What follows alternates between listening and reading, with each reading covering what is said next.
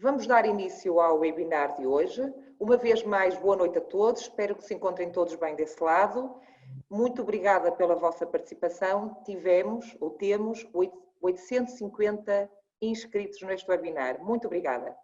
Eu vou-me apresentar. O meu nome é Rosa Azevedo, trabalho na Escola Pós-Graduação Saúde e Gestão e estou aqui para vos acompanhar ao longo deste webinar, incluído no ciclo de webinars FIT contra a Covid, cujo tema hoje é máscaras e equipamentos de proteção individual. No contexto atual de pandemia, têm surgido muitas questões sobre máscaras comunitárias, máscaras cirúrgicas e outros equipamentos de proteção individual. Para falar sobre este assunto, convidamos a doutora Telma Escada. Telma Escada é farmacêutica pela Faculdade de Farmácia da Universidade de Lisboa, trabalhou em farmácia comunitária e em hospital. No último ano e meio, foi responsável técnica de uma empresa distribuidora e importadora de dispositivos médicos, onde desempenhou funções de validação de conformidade de dispositivos médicos e equipamentos de proteção individual. Atualmente é gestora de informação científica no CEDIM e é a nossa principal consultora em termos de máscaras.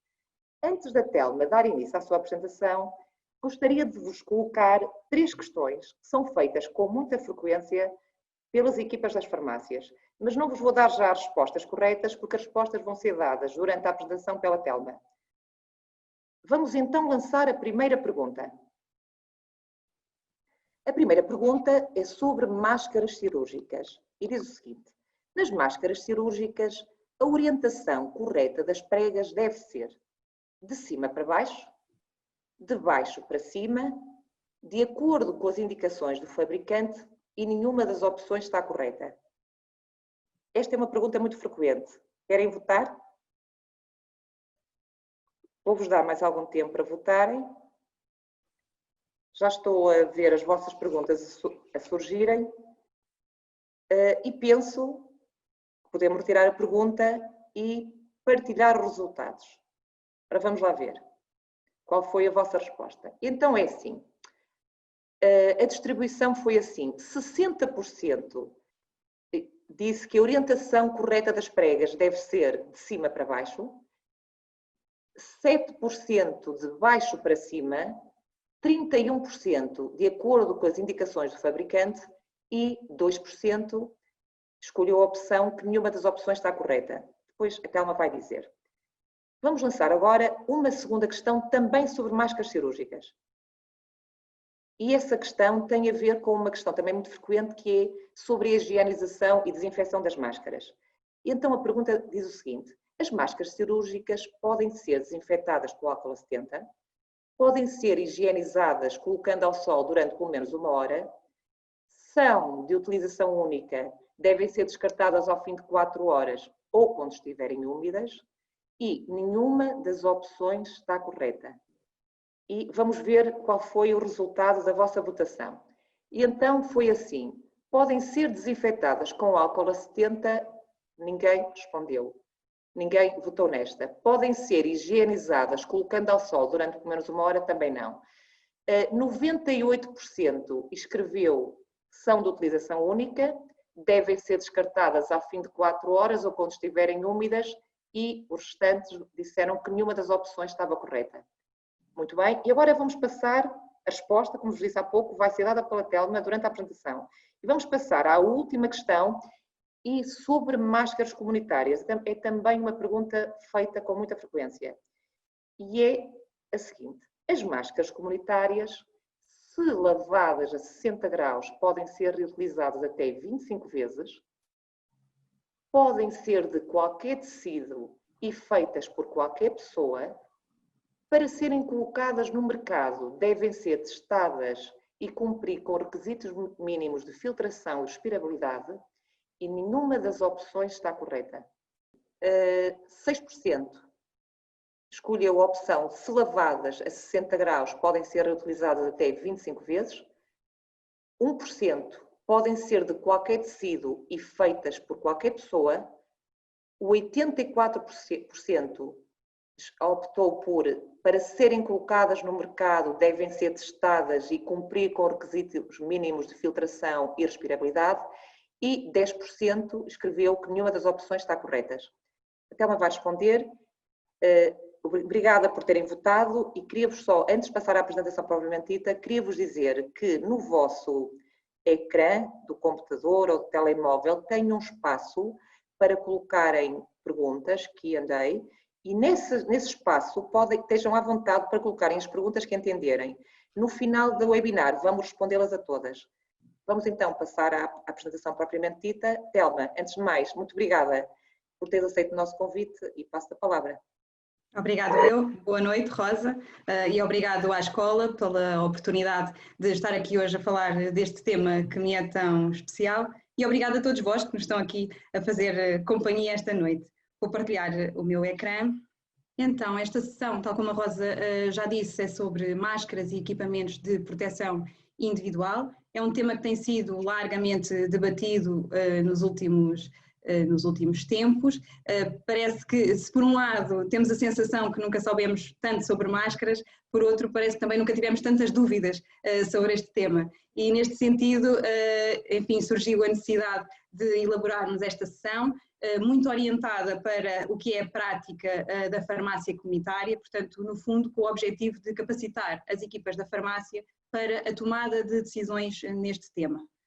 E então, passando desde já aos conteúdos, o que tenho programado para esta sessão, primeiro vamos aqui fazer uma revisão dos tipos de máscaras que estão disponíveis no mercado, as suas características, a legislação que lhe é aplicável e a sua utilização recomendada em contexto de Covid-19. Em segundo lugar, vamos resumidamente ver como deve ser feita a validação de conformidade deste tipo de equipamentos, e depois passar para o aconselhamento de máscaras em farmácia comunitária, deixar aqui algumas recomendações e sugestões do que deve ser o atendimento neste âmbito. E por último, falar ainda de outros equipamentos de proteção individual, que às vezes são um pouco esquecidos quando entramos neste mundo das máscaras, mas que também têm alguma procura em farmácia comunitária, e estamos aqui a falar sobretudo de viseiras e luvas. Portanto, resumidamente, que cuidados é que devemos ter no aconselhamento ao público deste tipo de equipamentos e também na sua seleção. E então, sem mais demoras, começando a apresentação propriamente dita, vamos falar primeiro dos tipos de máscara e por ordem decrescente da sua capacidade de filtração. Temos em primeiro lugar as semimáscaras respiratórias, também as conhecemos por outros nomes, como por exemplo respiradores, que vem da tradução literal do inglês, ou por exemplo máscaras autofiltrantes, que é como estão denominadas no Manual de Proteção Respiratória do IPQ, a sua entidade reguladora. Depois temos também máscaras cirúrgicas, portanto, para nós profissionais de saúde, farmacêuticos, equipas das farmácias, já são umas máscaras que nós estamos habituados, já são nossas velhas conhecidas, até de outras atividades, por exemplo, produção de medicamentos manipulados ou para a prestação de cuidados farmacêuticos. Neste momento são, enfim, a nossa companhia também no dia-a-dia. E, por último, a grande novidade desta pandemia, as máscaras comunitárias. E então, falando um bocadinho sobre cada tipo, vamos começar pelas semimáscaras respiratórias. Elas são equipamentos de proteção individual. E o que é que isto quer dizer? Quer dizer que são fabricadas com o objetivo principal de proteger o trabalhador em ambientes de trabalho que sejam perigosos a nível das vias respiratórias. E são classificados, enquanto equipamentos de proteção individual, como classe 3, que é a classe de risco mais elevada. E isto vai ter algum impacto até a nível da regulamentação, como vamos ver de seguida. A sua constituição pode variar entre os diversos fabricantes, mas tem aqui um esquema, portanto, geral da sua construção. Elas têm várias camadas filtrantes e a filtração é conseguida através de dois mecanismos distintos. Por um lado, é uma filtração física, portanto, as partículas ficam retidas na rede das fibras de tecido, e por outro lado, também tem uma filtração eletrostática, portanto, as partículas com carga ficam retidas nas camadas filtrantes. Estas máscaras podem ou não ter válvulas de exalação, e estas é uma dúvida também frequente. Esta válvula não tem qualquer impacto na capacidade ou na classificação da máscara, portanto a válvula funciona da seguinte forma: sempre que o ar inspirado tem que passar sempre pelas camadas filtrantes que vemos na figura à direita. Sempre que a máscara tem válvula, a válvula fecha para passar o ar inspirado pelas camadas de filtração e o ar expirado sai através da válvula. A válvula abre para o ar sair. e, portanto, como dá para perceber pelo racional de funcionamento da válvula, não tem qualquer impacto na capacidade de filtração. Tem impacto na respirabilidade da máscara, portanto, tendencialmente, uma máscara com válvula proporcionará ao seu utilizador uma maior facilidade de respiração, o que pode ser importante, por exemplo, quando estamos a falar de um profissional de saúde que tem que estar às 8 horas de trabalho por dia com um respirador colocado. E tem outro impacto que tem a ver com a recomendação da sua utilização. Portanto, se pensarmos que o ar expirado sai através da válvula, então estas máscaras não são recomendadas para indivíduos doentes ou suspeitos, por exemplo, da Covid-19, porque não vamos ter a proteção do ambiente que se pretende com a utilização das máscaras e por isso elas não são recomendadas nesse âmbito. Passando desde já a sua classificação, existem 3 classes distintas de acordo com a sua capacidade de filtração, e esta é a classificação europeia, FFP1, P2 e P3, mas também nos últimos tempos já todos aprendemos as suas equivalências internacionais e, portanto, já sabemos que a FFP1 é equivalente à chinesa KN90, as FFP2 equivalentes às americanas N95 e KN95 e as FFP3 equivalentes às N99 americanas e KN99 chinesas. Falando um bocadinho de cada classificação, as FFP1 não são muito utilizadas a nível de contexto de saúde, podem ser usadas eventualmente, mas são mais utilizadas em contexto de poeiras e, portanto, ambientes de trabalho que possam ser irritantes para as vias respiratórias do trabalhador. As FFP3, portanto, os farmacêuticos, portanto, os colegas que trabalham a nível hospitalar conhecem-nas, por exemplo, da manipulação de citotóxicos, são as que são utilizadas nesta atividade, e as FFP2 há muito tempo que são utilizadas a nível hospitalar, por exemplo, em serviços de infectocontagiosos, e é por isso que neste contexto de pandemia ouvimos falar tanto delas e são, enfim, as que são escolhidas neste âmbito. Falando da legislação, estes equipamentos devem responder aos requisitos que estão descritos no Regulamento Europeu dos Equipamentos de Proteção Individual. E o que é que isto quer dizer na prática? Quer dizer que quando eu faço uma aquisição, uma seleção deste tipo de equipamentos, devo solicitar ao fornecedor um certificado de conformidade CE, que é a imagem que eu tenho aqui, um exemplo mais à direita, emitido pela SGS, neste caso. Portanto, o que é que isto quer dizer? Eu sou um fabricante, quero colocar um respirador no mercado e então sou obrigada a pedir a um organismo notificado, a uma entidade acreditada, que venha à minha fábrica, conheça os meus procedimentos e certifique que eu cumpro com todos os requisitos do Regulamento de Equipamentos de Proteção Individual. Isto permite-me colocar na rotulagem a marcação CE a que estamos habituados e colocar também os 4 algarismos que vão identificar este organismo que testou os meus equipamentos e que viu os meus procedimentos. Devo ainda solicitar um comprovativo do cumprimento com os requisitos mínimos, que para o caso das semimáscaras respiratórias é a norma EN 149/2001. Porquê é que isto é importante? Porque, como falámos há pouco, pode haver diferenças entre o fabrico deste tipo de respiradores e, portanto, é importante que todos sejam testados da mesma forma para termos a certeza que todos os equipamentos que são colocados no mercado são equivalentes e oferecem a mesma proteção ao trabalhador, portanto, é para a segurança do trabalhador. Muito importante também, e muitas vezes também dúvidas que nos surgem, a rotulagem tem que estar em português.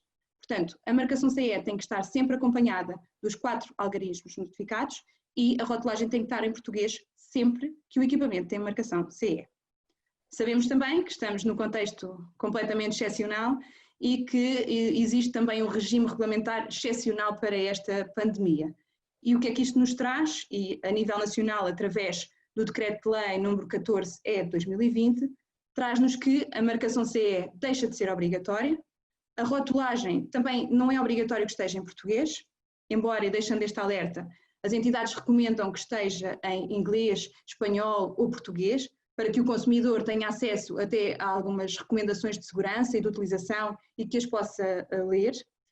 E, no entanto, o cumprimento das normas é obrigatório e, portanto, esta norma EN 149 continua a ser obrigatória, abre aqui janela para podermos utilizar outras normas internacionais equivalentes. Por exemplo, neste âmbito, pode ser utilizada a norma chinesa, a GB 2626 de 2006. E já vamos falar sobre isso um bocadinho mais à frente na apresentação. Quanto à sua utilização, neste contexto Covid, as semimáscaras respiratórias são recomendadas apenas para utilização por profissionais de saúde e não em todos os contextos. Portanto, são recomendadas para a prestação de cuidados a menos de 1 metro de distância e, sobretudo, para cuidados geradores de aerossóis. E o que é que isto quer dizer? Eu deixo aqui alguns exemplos, a lista não é exaustiva. Temos, por exemplo, a intubação, a ventilação não invasiva, a colheita de amostras respiratórias com zaragatua ou a aspiração de secreções, ou seja, cuidados de saúde em que eu tenho que estar muito próximo do meu doente e onde há risco de haver alguma emissão de partículas sob a forma de aerossóis, portanto, um grande risco de contaminação para o profissional de saúde. E aqui sim é recomendada a utilização de semimáscaras respiratórias. Passando já para o próximo tipo de máscara, temos as máscaras cirúrgicas.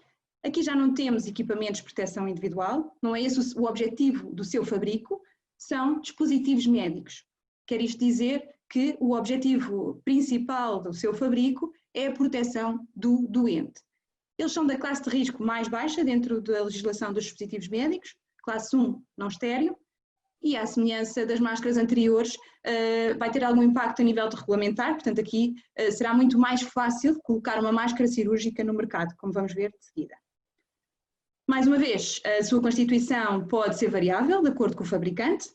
De um modo geral, são constituídas por 3 camadas de TNT, embora essas 3 camadas não sejam exatamente iguais. Portanto, a camada intermédia sofre um processamento especial que permite que, portanto, sejam fabricadas fibras muito finas e longas, que sejam emaranhadas em rede e que proporcionem a capacidade de filtração que as máscaras cirúrgicas têm.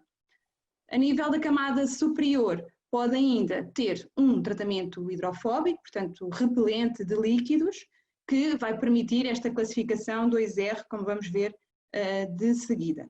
A nível das pregas, e respondendo já à primeira questão da Rosa, eu tenho um exemplar comigo. A norma das máscaras cirúrgicas não implica o teste ou não exige nenhum design específico para as pregas e, portanto, vai depender do fabricante. No entanto, é verdade, é preferível que as pregas sejam orientadas para baixo. E porquê? Porque se estiverem orientadas para cima, facilmente existe acumulação de partículas, e entre elas partículas virais, e portanto aumenta o risco da autocontaminação. Portanto, quando eu estou a colocar e a retirar a máscara, mais facilmente posso contaminar-me se não tiver os cuidados devidos. Estas máscaras, e respondendo já também à segunda questão, são de uso único e, portanto, não é possível, sobretudo com os procedimentos que temos disponíveis em casa, esterilizar este tipo de máscaras. Não é possível colocá-las ao sol ou no micro-ondas ou até, portanto, em banho-maria, como já vi, existem alguns processos até bastante inventivos, mas não é possível garantir a sua reutilização. E, portanto, elas devem ser usadas até 4 a 6 horas ou inutilizadas assim que estejam úmidas. Existem 2 classes distintas, de acordo com a capacidade de filtração. Temos então as máscaras cirúrgicas tipo 1, com um mínimo de 95% de filtração, e tipo 2, com 98% de filtração. Dentro do tipo 2 existe ainda o tipo específico 2R, e este R quer dizer que tem a resistência contra salpicos, portanto o tal tratamento hidrofóbico que falei há pouco, que repele líquidos.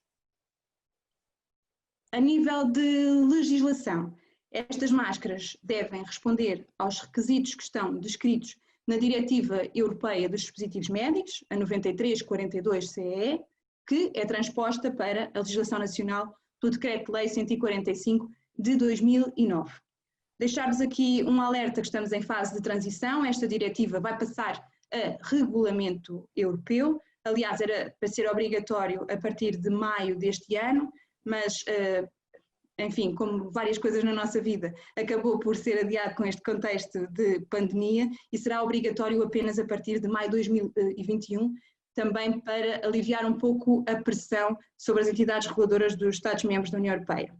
No entanto, deixo-vos aqui esta nota porque é possível que apareçam declarações de conformidade já com este regulamento e também estão conformes.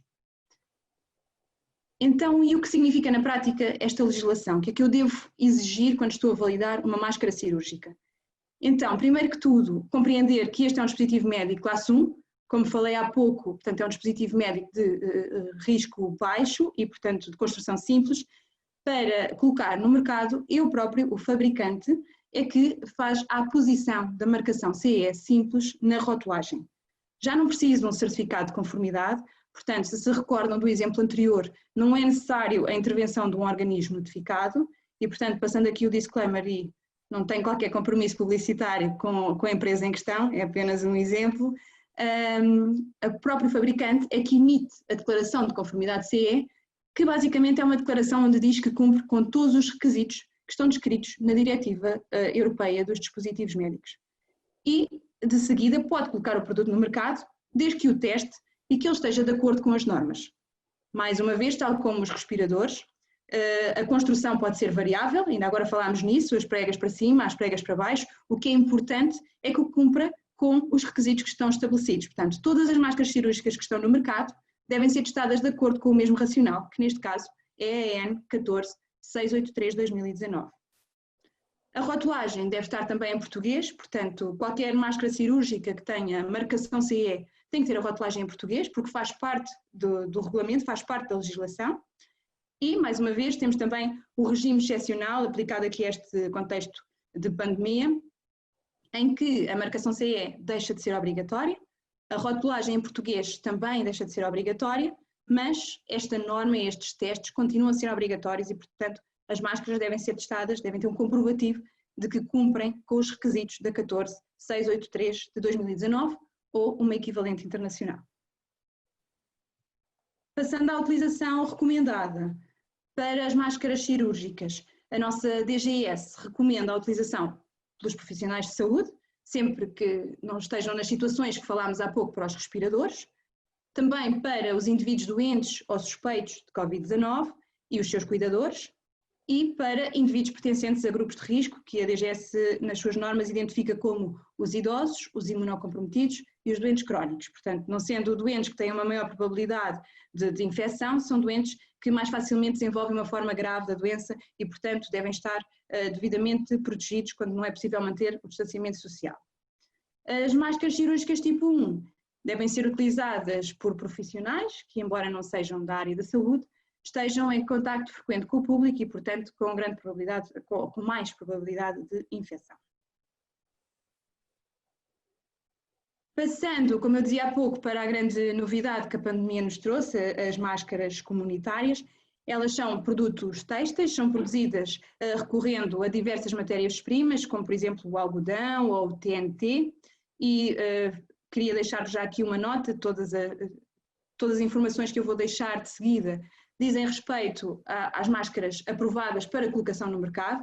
Portanto, nós estamos aqui a falar de máscaras caseiras que as pessoas podem fazer em casa e que até têm instruções, às vezes até de entidades acreditadas, como por exemplo o CDC, e pode existir, portanto, espaço para elas, sobretudo em contextos, se calhar, até de alguma fragilidade económica, mas, portanto, a nível nacional, e o que as entidades reguladoras vieram dizer, é que para colocar o produto no mercado, o agente económico deve garantir ao consumidor um mínimo de segurança e de requisitos que a máscara tem que seguir para entrar no mercado. E, portanto, é uma segurança para o consumidor e também, no fundo, regula o mercado, e é dessas máscaras que estão no mercado que eu vou falar a partir de agora. Portanto, todas estas características são para estas máscaras. Existem diversos modelos aprovados, portanto, estes três são as imagens que estão aqui à direita, que retirei das fichas técnicas do CITEV, e elas dividem-se em duas classes distintas, de acordo com a sua capacidade de filtração. Portanto, temos um nível 2 com um mínimo de filtração de 90% e um nível 3 com um mínimo de filtração de 70%. Não existe uma legislação específica para estes produtos têxteis que também são máscaras. No entanto, foi elaborada uma recomendação conjunta de diversas entidades, nomeadamente a DGS, o Infarmed, o IPQ e a ASAI, onde vão definir, onde definem os requisitos mínimos para a colocação destes produtos no mercado. E estes requisitos são depois testados por entidades aprovadas. Que requisitos são estes? Então, as máscaras são testadas de acordo com a sua capacidade de filtração, como falámos há pouco, mínimo de 70% ou 90%, quer sejam do nível 3 ou nível 2, respectivamente, de acordo com a sua respirabilidade, que deve ser no mínimo 8 litros por minuto ou 40 pascais, devem permitir uma utilização prolongada, portanto, a utilização máxima é de 4 horas, e as máscaras são testadas ao fim destas 4 horas, e estas 4 horas de utilização não podem comprometer a sua capacidade de filtração, tal como o número de lavagens. Portanto, as máscaras são testadas, imaginem uma máscara que está aprovada para 10 lavagens. Elas são testadas ao fim de 10 lavagens e devem manter a mesma filtração e a mesma respirabilidade. E o que é que isto significa na prática? Portanto, o que é que eu devo verificar? Devo verificar que a máscara tem um selo de aprovação na rotulagem, portanto, é esta imagem que eu tenho aqui abaixo. Pode ser ligeiramente diferente, por exemplo, na coloração, dependendo do organismo que testou. Devo verificar se a referência que eu estou a ver aparece como referência aprovada no site das entidades que testam estas máscaras. E por último, e esta é só uma sugestão, portanto, se estiverem na dúvida se a máscara está conforme ou não, podem sempre também solicitar a notificação da atividade ao ASAI, até porque é obrigatório.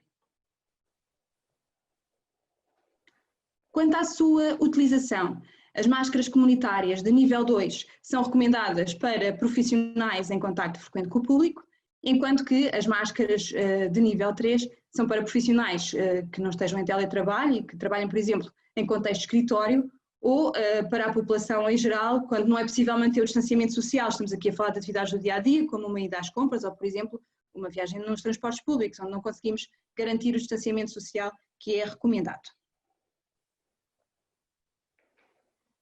Passando então ao segundo grande tópico desta noite, a validação de conformidade, deixo-vos aqui um quadro resumo em que, no fundo, tem todo o resumo da parte da legislação que fomos vendo do tipo de máscaras.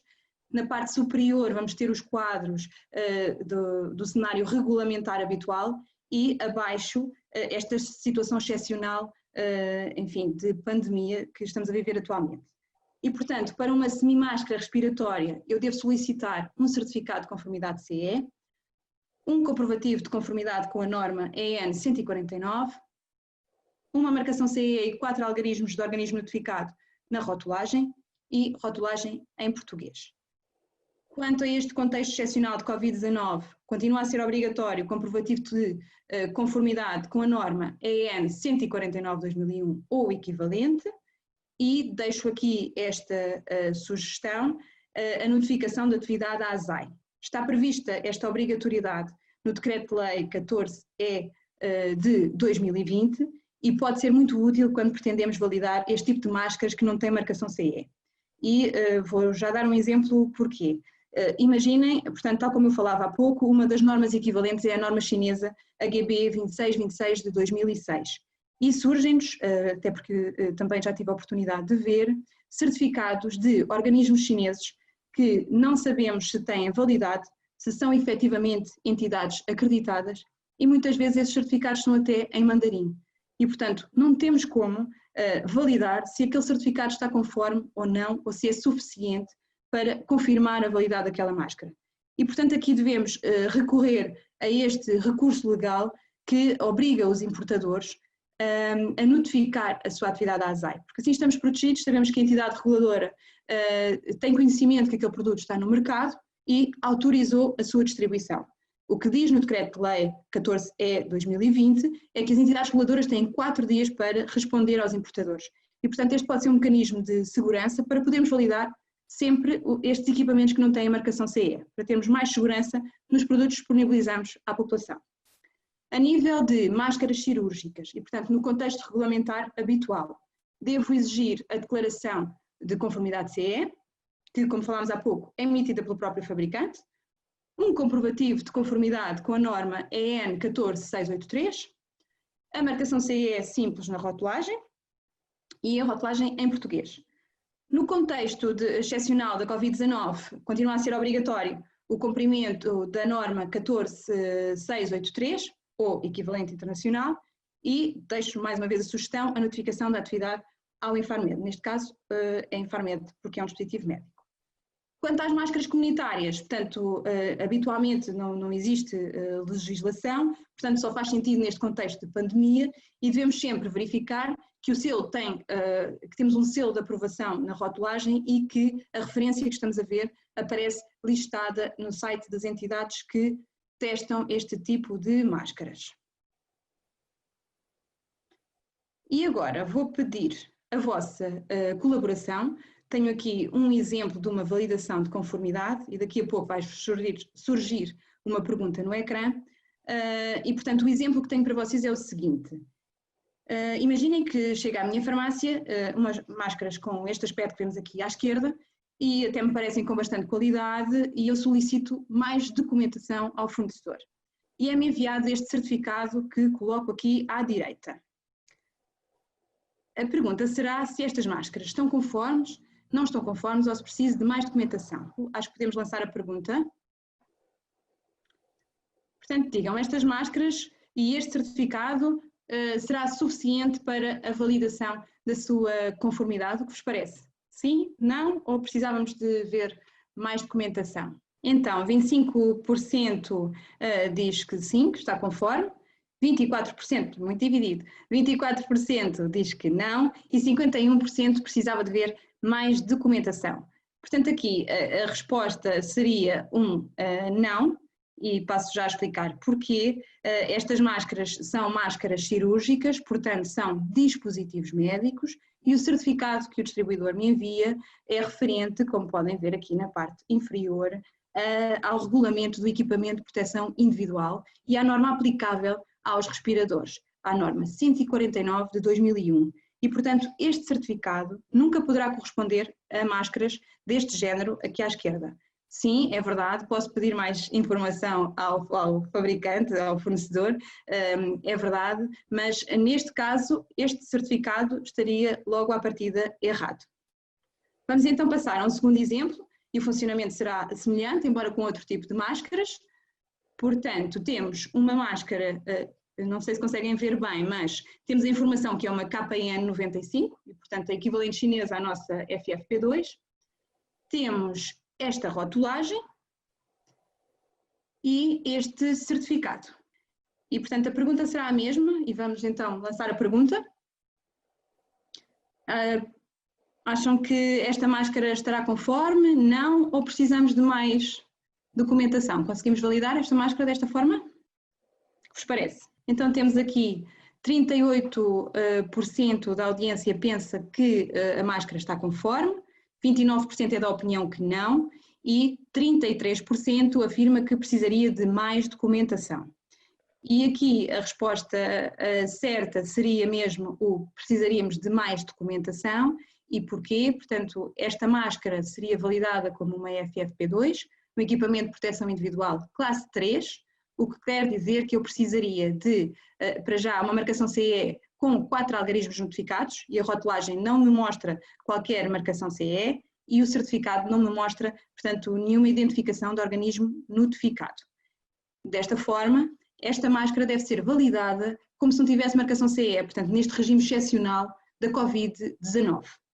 E sendo assim, a rotulagem em português deixa de ser obrigatória, a marcação CE também, e eu posso utilizar uma norma equivalente, que eu até tenho aqui na rotulagem, portanto, no meio do mandarim, consigo compreender a norma chinesa, a GB 2626 de 2006, que é equivalente à nossa 149. No entanto, e como disse há pouco, eu não tenho como confirmar que este organismo que eu vejo aqui do lado direito se está certificado para a avaliação de equipamentos de proteção individual. E, portanto, neste caso, para validar esta máscara como não tendo marcação CE, eu devia pedir ao fornecedor a notificação da atividade à ASAI. Portanto, ter a certeza que a ASAI tem conhecimento que estas máscaras estão no mercado e para que possa atuar se for necessário, portanto, se elas não estiverem em conformidade. Vamos então avançar e vou pedir a vossa última colaboração. Portanto, agora que vamos entrar neste terceiro capítulo de aconselhamento de máscaras em farmácia comunitária, e aqui a pergunta é assim, enfim, difícil, mas imaginem que têm o utente na vossa farmácia e que vos pedem um aconselhamento qual é que será a melhor máscara para a sua situação. E imaginem, eu sei que isto é uma situação meio estranha, mas só podem fazer uma pergunta. Qual é que seria a pergunta que fariam? Então, perguntariam a finalidade da máscara, portanto, é para quê? Perguntariam a quem se destina a máscara, é para quem? Ou perguntariam se a pessoa pretende uma máscara lavável ou descartável? O que é que perguntariam? Então, 42% dos colegas perguntariam era para quê, qual a finalidade da máscara, 47% é para quem e 11% perguntaria se pretende uma máscara lavável ou descartável. Aqui não é bem o certo ou o errado, portanto estamos numa situação um bocadinho hipotética de uma só pergunta, mas a primeira pergunta deverá ser é para quem e é aquela que nos permite despistar mais situações e, portanto, direcionar logo o nosso aconselhamento. Claro que o mais certo é perguntarmos as três e, portanto, estamos todos corretos. Vamos então, eu construí aqui um fluxograma para facilitar esta questão do aconselhamento das máscaras em farmácia comunitária. E, portanto, lá está. A primeira pergunta e a que nos permite logo distinguir o tipo de máscara aconselhado será a quem se destina a máscara. E se destina a um profissional de saúde, a um indivíduo infectado ou suspeito por Covid-19, a um cuidador do indivíduo doente ou a um indivíduo pertencente a um grupo de risco, deve ainda perguntar se a máscara será utilizada para a prestação direta de cuidados de saúde, sobretudo a menos de 1 metro de distância, ou para cuidados geradores de aerossóis. E aqui, se sim, eu não tenho dúvida, devo aconselhar uma FFP2, se não, então devo optar por uma máscara cirúrgica tipo 2 ou tipo 2R. Se não se destina a nenhuma das situações descritas no primeiro quadro, então devo questionar se destina a uso profissional, portanto um profissional que não sendo da área da saúde está em contacto direto com o público. E se sim, devo perguntar se pretende uma opção reutilizável, e cá está a nossa terceira pergunta, se sim, recomendar uma máscara comunitária nível 2, se não, uma máscara cirúrgica tipo 1, e se não for nenhuma destas situações e, portanto, se destina apenas portanto, à atividade cotidiana, uma ida às compras, uma viagem em transportes públicos, portanto, quando não se consegue garantir o distanciamento social, então aí podemos optar por uma máscara comunitária nível 3. O que devo mais, portanto, informar o meu utente no aconselhamento de máscaras em farmácia comunitária? Primeiro que tudo, e essencial, reforçar a importância das medidas de proteção adicionais, portanto, a máscara é só uma medida adicional, não é a medida essencial. O essencial é a lavagem e desinfecção frequente das mãos, é o garantir do distanciamento social, manter as regras de etiqueta respiratória, portanto, o espirrar, o tossir para o cotovelo, enfim, quando limpamos o nariz, inutilizar imediatamente esse lenço e também o evitar tocar no rosto ou se tocarmos, portanto, desinfetarmos imediatamente as mãos. Por outro lado, e outra parte também muito importante, tem a ver com garantir a correta colocação da máscara, passar sempre a mensagem da importância da lavagem das mãos antes e após a colocação da máscara e também a técnica de colocação. Portanto, eu tenho aqui uma máscara comigo até para exemplificar esta técnica de colocação.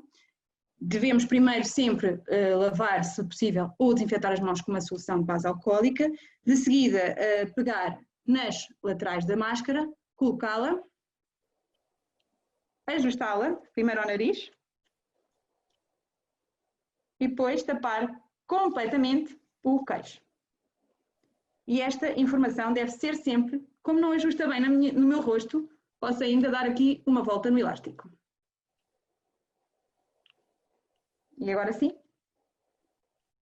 ela está bem colocada e permite-me, enfim, realizar, enfim, a minha atividade, o que tive de fazer para não garantir o distanciamento social. De seguida, lavar imediatamente as mãos. Para retirar é a mesma coisa. Uma máscara comunitária funciona exatamente da mesma forma. Eu tenho aqui a minha comigo, portanto, é igual, lavar ou desinfetar as mãos, mais uma vez pegar nas laterais da máscara, colocá-la, portanto, ajustar ao nariz e tapar completamente o queixo. Como veem, quando a máscara está completamente ajustada, até eu que tenho óculos, acaba por não embaciar os óculos, nem dificultar, enfim, a comunicação. E, portanto, a técnica de colocação é muito importante. De seguida, desinfetar outra vez as mãos.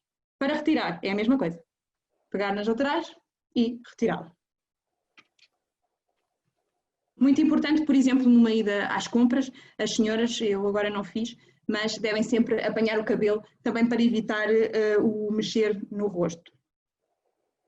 Por último, deve ainda rever-se as instruções de utilização e reutilização, se aplicável, portanto, os respiradores e as máscaras cirúrgicas são de uso único, portanto, usar uma vez e deitar fora, são descartáveis. Sabemos que pode haver, enfim, alguns cuidados especiais para profissionais de saúde, que podemos, de certa forma, estender a sua utilização, sobretudo no que diz respeito aos respiradores, mas esta é uma informação apenas para profissionais de saúde e que não deve ser veiculada ou, no fundo, transmitida à população em geral, porque não conseguimos assegurar esses cuidados a nível da população em geral. E devemos também rever a questão da reutilização, portanto, cada máscara comunitária, cada fabricante tem as suas próprias regras e, portanto, devemos rever essa utilização com o nosso utente para garantir a sua utilização segura. Depois, e passando aqui a algumas populações especiais, temos desde logo as crianças, portanto, de acordo com a resolução do nosso Conselho de Ministros, enfim, neste projeto para desconfinamento, passou a ser obrigatória a utilização das máscaras a partir dos 6 anos. Algumas entidades internacionais, como o CDC, não recomendam a sua utilização antes dos 2 anos e também a nível nacional alguns pediatras já vieram, enfim, no fundo, reafirmar esta situação, por vários motivos. Por um lado, as suas vias respiratórias são mais pequenas, portanto, mais facilmente pode haver aqui algum fenómeno de dificuldade respiratória e, por outro lado, também não têm uma grande capacidade de comunicação para, no fundo, informarem o seu cuidador desta dificuldade respiratória. E ainda não têm autonomia suficiente para a colocação e, enfim, a remoção da máscara em segurança. Portanto, todos nos lembramos do início desta pandemia, quando a nossa DGS não recomendava a utilização das máscaras, era exatamente porque uma utilização incorreta da máscara pode, no fundo, significar um risco superior ao benefício. Em vez de servir como equipamento de proteção, surge como um equipamento de autocontaminação, portanto aqui um fator de contaminação. E é o que pode acontecer nas crianças. Sabemos que mexem em todo o lado, sabemos que não têm os mesmos cuidados de desinfecção das mãos, o que associado a uma, enfim, a remoção da máscara sem cuidados pode estar associado a uma contaminação. E depois outras populações especiais, portanto temos as pessoas com enxaqueca, portanto a utilização prolongada de máscaras pode explotar o início de uma crise, também as pessoas com eczema, pelo facto, enfim, da pele ficar fechada e até pela questão da transpiração, pode agravar a sintomatologia de base, e pessoas com dificuldades respiratórias, por exemplo com DPOC, que também podem ver a sua sintomatologia agravada. Depois, queria discutir convosco aqui duas questões que são muito frequentes, e a primeira é, portanto, a nível da filtração das máscaras cirúrgicas tipo 2, dizemos que a sua capacidade mínima de filtração é de 98%. Será que esta percentagem é comparável aos 95% de uma FFP2? E a resposta é não. Trouxe-vos aqui uma imagem para que possa explicar melhor. Portanto, as máscaras cirúrgicas são testadas de acordo com este critério que vemos aqui abaixo, o BFE, Bacterial Filtration Efficacy, ou seja, estes 98% é 98% de filtração de partículas de dimensões iguais ou superiores a 3 micrômetros. É o que está descrito na norma 14683. Os respiradores, as FFP2, são testadas de acordo com a norma EN 149 e, portanto, estes 95% correspondem a uma filtração de partículas de 0,1 a 0,3 micrômetros. E, portanto, como vocês veem, não é diretamente comparável estas percentagens de filtração.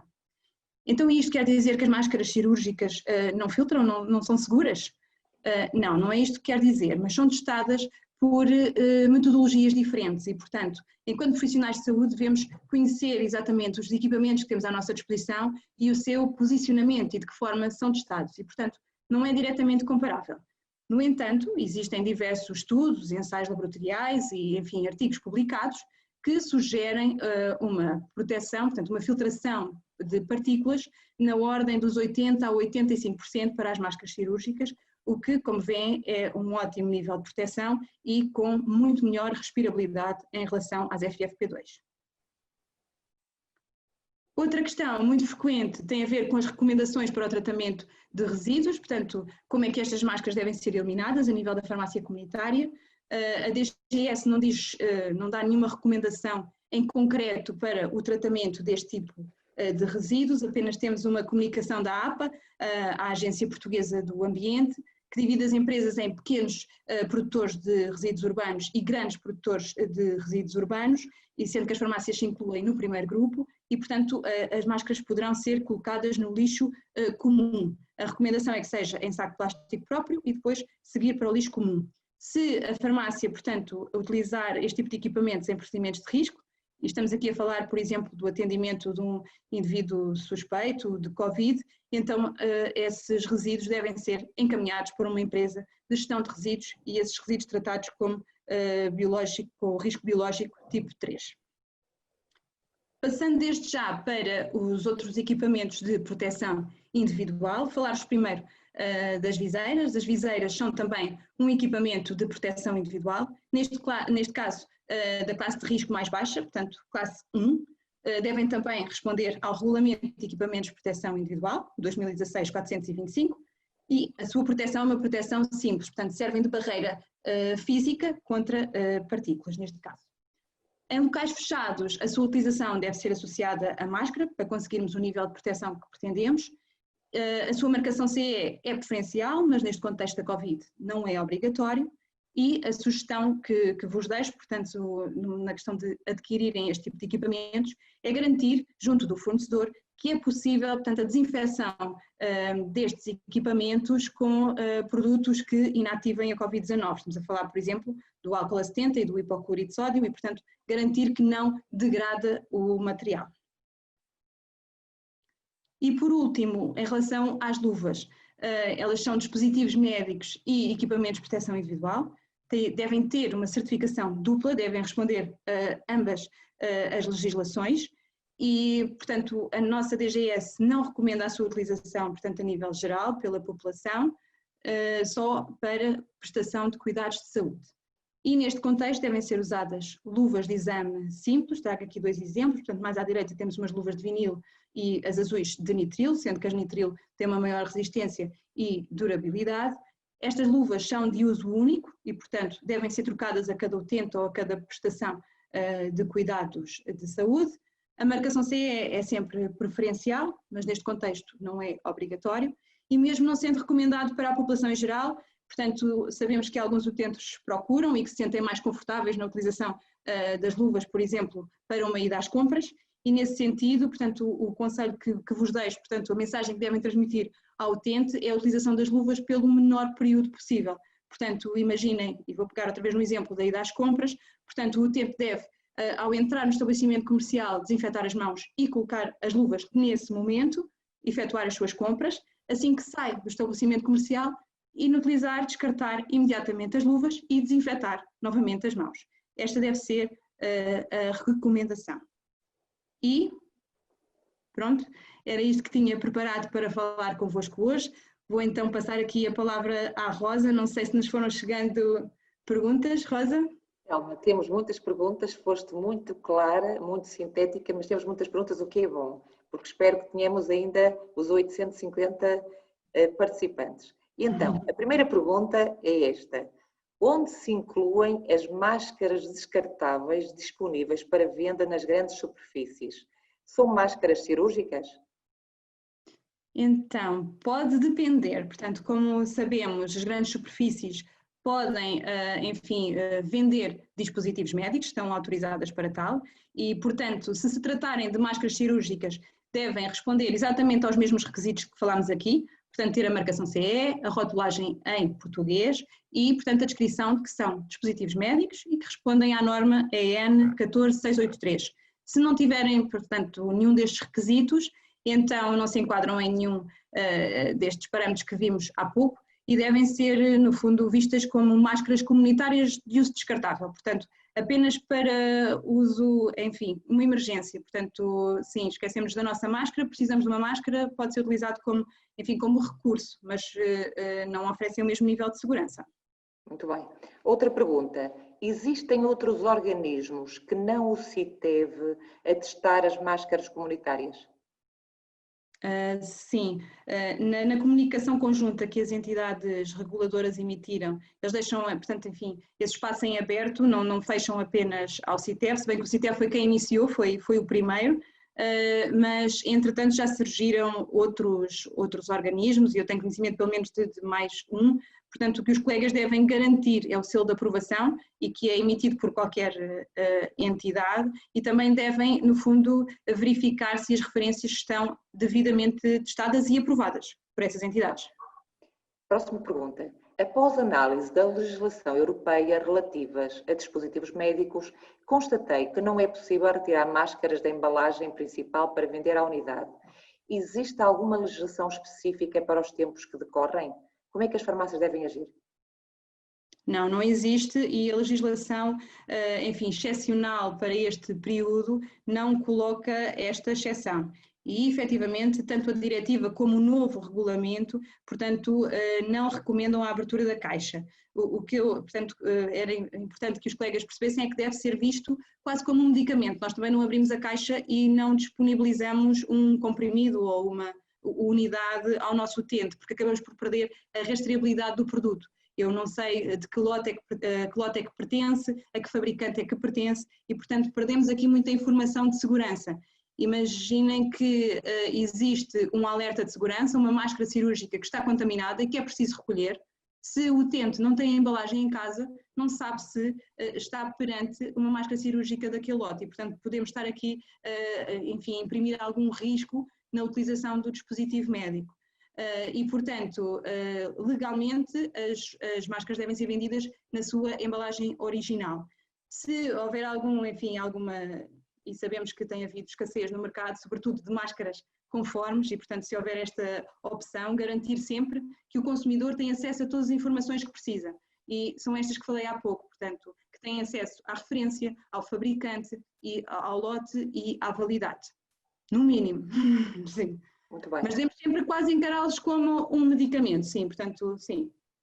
Próxima pergunta. Algumas das perguntas que estão aqui já foram colocadas, mas provavelmente já foram respondidas por ti, mas eu vou aqui formulá-las de novo, porque é importante, do ponto de vista pedagógico, que fique bem claro alguns conceitos. Então, a seguinte, penso ter ouvido durante a apresentação que as máscaras com respiradores não são as mais adequadas para quem está infectado? É a pergunta. Ok, sim. Sim, eu comecei a apresentação por aí e sim, o respirador, estamos a falar da válvula de exalação, correto? E então, não, elas não são recomendadas, aliás, para indivíduos suspeitos ou doentes da Covid, as normas da DGS recomendam sempre as máscaras cirúrgicas e, portanto, este será apenas um critério importante, esta questão da válvula, porque o ar exalado sai sem ser filtrado, porque a válvula abre e o ar sai e, portanto, não temos qualquer filtração desse ar que é expirado e, portanto, não são recomendadas para indivíduos doentes. Acerca das máscaras cirúrgicas, é possível utilizar um aparelho de raios ultravioletas para as poder reutilizar? É assim, o CDC tem alguns testes e tem efetuado alguns testes, já existem alguns métodos que permitem esterilizar, sobretudo respiradores, portanto não se costuma falar de reutilização de máscaras cirúrgicas, até porque são um equipamento muito simples, sim. Portanto fala-se de respiradores, até porque, enfim, são mais elaborados, também são mais dispendiosos e, portanto, os estudos são efetuados sobretudo a nível de respiradores. E o método de ultravioleta é um dos métodos que o CDC diz que pode ser útil, portanto consegue-se uma esterilização sem, no fundo, degradar os filtros, mas são em condições muito específicas e que são estudadas por eles, mas sim, é possível. Portanto, não em casa, mas é possível, sim. Outra pergunta sobre esterilização. É possível esterilizar as máscaras autofiltrantes? era o que estava a dizer há pouco. Portanto, o CDC na sua página tem, portanto, alguns ensaios que eles já foram realizando e que permitem, de alguma forma, estabelecer alguns métodos mais seguros para essa esterilização. Eu sei que os métodos ultravioleta eram um deles. Sei que também falam portanto, da esterilização por método gasoso com o óxido de etileno e que também tem provado que provavelmente até tem alguma eficácia, mas tudo isto, enfim, são testes realizados em centrais de esterilização, portanto, com métodos complexos e que ainda estão a ser testados, portanto, ainda sem garantias, mas o CDC já dá algumas pistas que poderá ser possível. E o que é muito importante nesta atualidade em que há tanta escassez deste tipo de equipamentos, sim. Telma, em termos de composição, o que é que quer dizer TNT? Desculpem, se calhar não disse. É tecido não tecido. Portanto, este tecido não tecido está presente em muitas coisas e tem várias apresentações. Pode variar desde as compressas, a que estamos habituados, até, por exemplo, imaginem aqueles sacos dos fatos ou os sacos do congresso, também é tecido TNT. Portanto, são fibras que conseguimos rearranjar de diversas formas, de acordo com a finalidade que lhe queremos dar. Por exemplo, nas máscaras cirúrgicas, reorganizamos-los de duas formas e temos uma camada, portanto, muito confortável da parte de fora, uma camada um pouco absorvente do lado de dentro e uma camada filtrante no meio. Portanto, o TNT é bastante versátil e permite-nos, portanto, elaborar diversos materiais e produtos, sim. Desculpem, realmente não disse, não. Profissionais não de saúde, de contacto próximo com o público, devem utilizar máscara cirúrgica ou máscara comunitária nível 2 e conferem igual proteção? Então, para esse tipo de profissionais, o recomendado são máscaras cirúrgicas tipo 1 ou máscaras comunitárias nível 2. A proteção é muito semelhante, portanto, se voltarmos ao início da apresentação, as máscaras cirúrgicas nível 1 têm uma filtração de 95% e as máscaras comunitárias nível 2 têm um mínimo de 90%. E a norma utilizada é a mesma, é a 14683 e, portanto, sim, a nível de proteção será muito semelhante. Desde que utilizada e colocada corretamente, a nível de proteção será muito semelhante. Próxima, as máscaras FFP2, as bico de pato, não estão indicadas para doentes ou suspeitos de Covid? É igual à primeira, portanto, Exatamente. aqui a questão tem mais a ver com a válvula. Se ela não tiver válvula, o ar será filtrado e, portanto, conseguimos a proteção do ambiente. Se tiver a válvula, então, não é recomendado. Olha, uma pergunta que até eu gostava de saber a resposta. Não sei, se estiver de máscara, não estiver doente e precisar de espirrar, como devo fazer? Se retira a máscara ou se não se retira a máscara, depende. Se estivermos num local fechado com muitas pessoas, o indicado é não retirar a máscara, porque acabamos por colocar em risco todas as pessoas que estão à nossa volta. Se até nos conseguimos isolar, enfim, até é mais confortável para nós, enquanto indivíduos, espirrar sem máscara. Mas se estivermos num local, portanto, em que não nos conseguimos isolar, então o ideal é não tirarmos a máscara, porque nós estamos a perder também aqui um bocadinho o seu objetivo. Pronto, próxima. Na farmácia comunitária, para atender os utentes, podemos usar uma máscara comunitária nível 2? Sim, sim. Portanto, profissionais de saúde, para já são profissionais que estão no atendimento ao público, portanto, terá que ser sempre máscara cirúrgica tipo 1 ou comunitária nível 2, ou então tipo 2 ou tipo 2R, que até será o mais indicado, tendo em conta que são profissionais de saúde e, portanto, em contacto direto com indivíduos doentes, possivelmente. Relacionado com isto, as farmácias estão a retomar os serviços. Que tipo de proteção é que devem usar? Que tipo de máscara? Estão a fazer serviços com maior proximidade? Eu diria que depende um pouco também do serviço e, tal como vimos no início da apresentação, da proximidade relacionada com os cuidados de saúde que vão ser prestados. Portanto, imaginando um serviço simples como uma medição de uma pressão arterial, então uma máscara cirúrgica será suficiente. Se estivermos a falar, se calhar, de um serviço farmacêutico de maior proximidade, estamos aqui a imaginar uma administração de medicamentos injetáveis, por exemplo, e que até a relação com o utente é mais demorada, então aí poderá ser utilizada a FFP2. Pronto, portanto, terá que se ver caso a caso, sim. Ok. Relativamente à colocação das máscaras cirúrgicas, tem havido questões relativamente ao lado da máscara que fica em contacto com com a cara, parte colorida para fora, e a situação das dobras viradas para baixo. Como distinguir qual o lado de colocação das máscaras caso não exista a indicação do fabricante na rotulagem? Então, se tiver a zona colorida, habitualmente a zona colorida é para fora, sempre. Existem máscaras que não têm coloração, portanto são todas brancas, e aí é que fica mais difícil e, portanto, aí temos mesmo que pedir informação ao fabricante, porque a camada interna e externa da máscara é muito semelhante. Portanto, podemos ver até pela sua finalização, pela sua textura, mas o mais seguro será pedir essa indicação ao fabricante, entre o lado de dentro e o lado de fora. Em relação às pregas, portanto, devemos sempre procurar este arame de colocação no nariz, e esta será a parte de cima, e, portanto, a seguir as pregas ficarão inclinadas para cima ou para fora ou para baixo, dependendo do modelo, neste caso. Estão para baixo, mas como disse há pouco, não é obrigatório, elas podem estar viradas para cima. O importante é que esta zona de adaptação no nariz esteja sempre na parte superior da máscara. E a parte colorida, tendencialmente, e na maioria dos casos, é para fora. Oh, Telma, existem no mercado máscaras cirúrgicas para crianças? Pronto, pequenas para crianças. Provavelmente sim, eu não tenho conhecimento sinceramente, mas é possível que pronto, sim. então eu respondo, temos é que confirmar se têm as mesmas, enfim, se cumpre a regulamentação. Eu sinceramente não sei responder, mas provavelmente sim. Sim, pronto, então eu vou responder existem, porque sei para razões particulares.